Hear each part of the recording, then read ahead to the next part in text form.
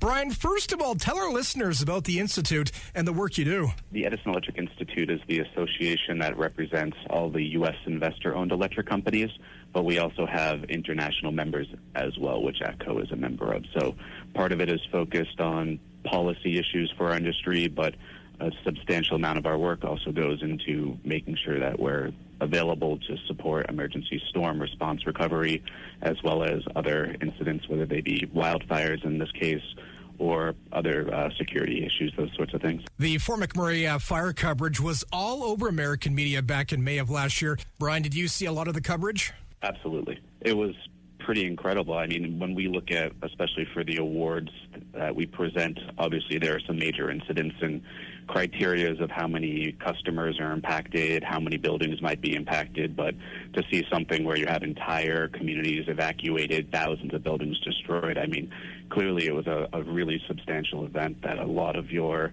emergency service operation forces were working for a long time around the clock just to try to get the fire underway, support the community. So here in the U.S., we certainly saw a lot of coverage of those efforts.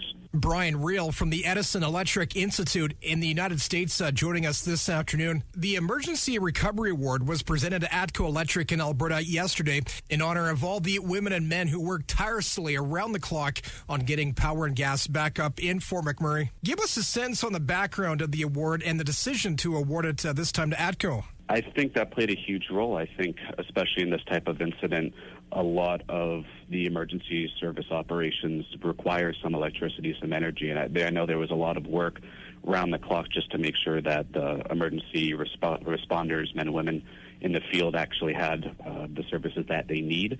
And once it was safe to operate, I know that they were replacing, I think, more than 500 wood poles, almost 50 transmission towers. It was pretty substantial, in addition to the fact that a lot of these men and women, this is their community, so they also were experiencing whether their homes were impacted, those things. When the folks over at ATCO learned they won the award, what was their reaction? I think they were very humbled and excited for the opportunity. Obviously, it's reflecting a lot of hard work, and I know that the community itself is still very much rebuilding.